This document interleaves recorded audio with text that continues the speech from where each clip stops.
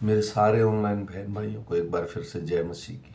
परमेश्वर के अनुग्रह दया और कृपा से उसने हम सबको जीवित रखा, अपने परिवारों के संग रखा, इसके लिए उसका धन्यवाद।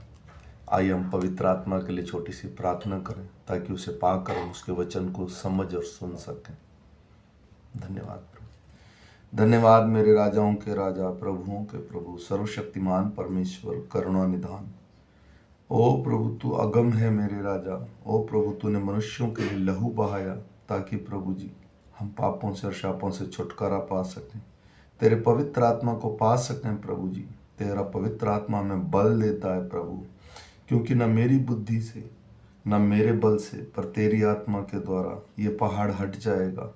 प्रभु ये पवित्र आत्मा पाकर प्रभु आज का मन्ना प्रभु सुबह के सुंदर समय चिड़िया के उठने से पहले प्रभु जी ये तेरा वचन प्रभु जी हमारे हृदय में काम करने पाए। प्रभु जी आज सुबह का वचन जितने मेरे बहन भाई प्रभु सुने मेरे राजा, उन सबके हृदय और मन में और जीवन में काम करे, हमारे लिए सीधा मार्ग निकाले। प्रत्येक ऑनलाइन मेरे बहन भाई को पवित्र आत्मा से ढक देना प्रभु। इस अंत के समय में प्रभु जी बहुत कष्ट का समय है प्रभु जी, लेकिन फिर भी तेरा पवित्र आत्मा हमें शांति धीरज देता है प्रभु जी।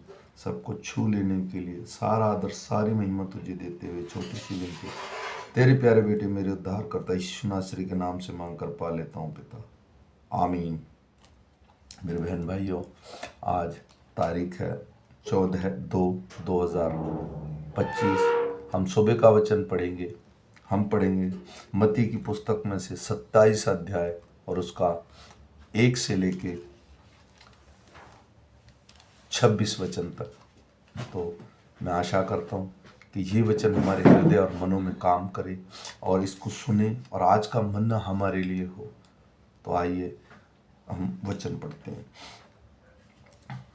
कल हमने पढ़ा था कि जैसे प्रभु यीशु को पकड़वा दिया था यहूदा इस्करियोतियों ने, और पकड़वाने के बाद वो उसे बाहर ले गए महासभा के सामने, और उसके बाद अब वो पिलातुस के सामने लाया गया है प्रभु यीशु।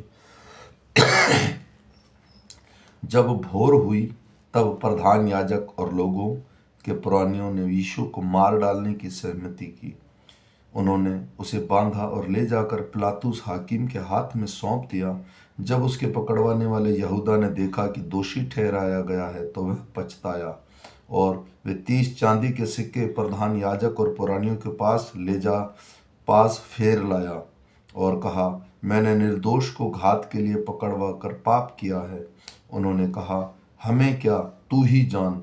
तब वह उन सिक्कों को मंदिर में फेंक कर चला गया और जाकर अपने आप को फांसी दी। प्रधान याजकों ने उन सिक्कों को लेकर कहा, इसे भंडार में रखना उचित नहीं, क्योंकि यह लहू का दाम है। अंत उन्होंने सहमति करके उन सिक्कों से परदेशियों के गाड़े जाने के लिए कुम्हार का खेत मोल ले लिया। इस कारण वह खेत जो आज तक लहू का खेत कहलाता है, तब जो वचन यिर्मयाह भविष्यवक्ता के द्वारा कहा गया था पूरा हुआ।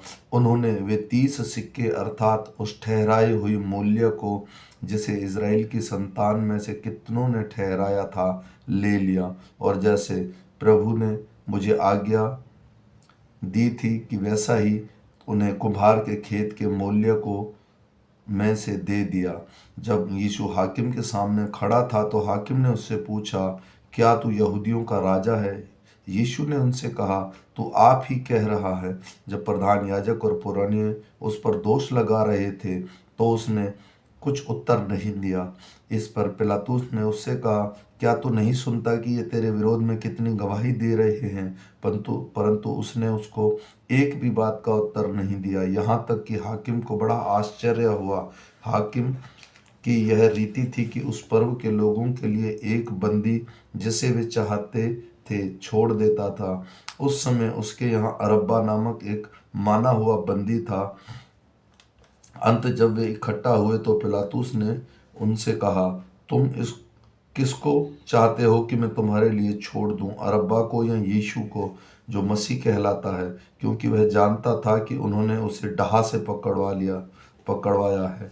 जब वह न्याय की गद्दी पर बैठा हुआ था तो उसकी पत्नी ने उससे कहलावा भेजा, तू उस धर्मी के मामले में हाथ न डालना, क्योंकि मैंने आज स्वप्न में उसके कारण बहुत दुख उठाया है। प्रधान याजकों और पुरानियों लोगों उभरा कि वे अरब्बा को मांग लें और यीशु का नाश कराएं।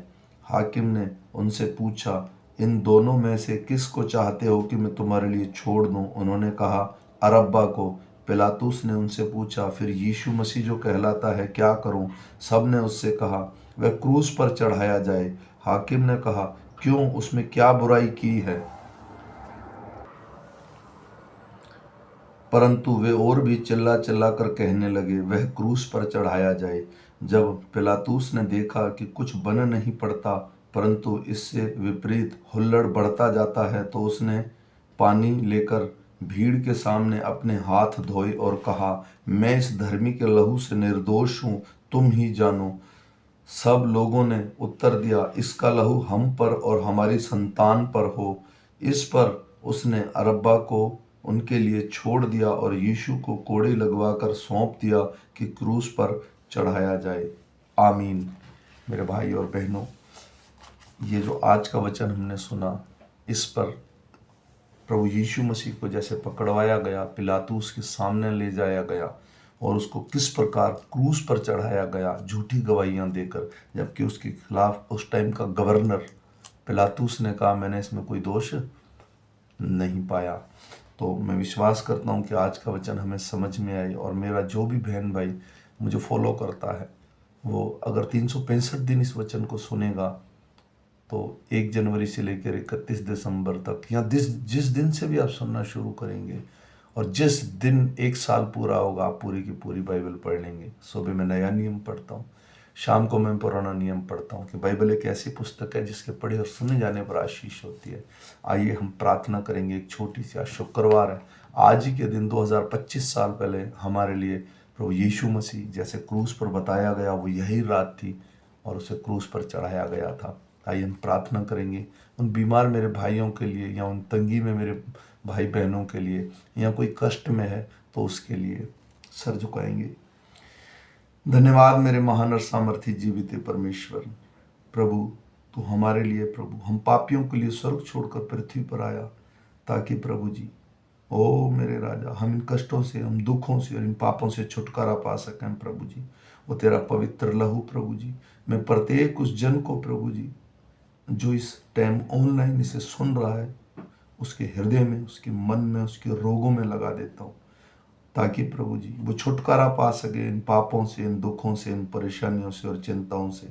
तो उनके लिए सीधा मार्ग निकालना मेरे राजा, उनको शक्ति देना, सामर्थ्य देना और बल देना, ताकि तेरा वचन उनके हृदय में काम करने पाए। प्रभु जी, मैं सारा आदर, सारी महिमा तुझे देता हूँ। ये छोटी सी विनती तेरे प्यारे बेटे मेरे उद्धार करता यीशु नासरी के नाम से मांगकर पा लेता हूँ पिता। आमीन आमीन। फिर मिलेंगे शाम के वचन के साथ। तब तक मेरे सारे ऑनलाइन बहन भाइयों को जय मसीह की, इसे शेयर कीजिए ताकि ये वचन हर जगह पहुंच पाए।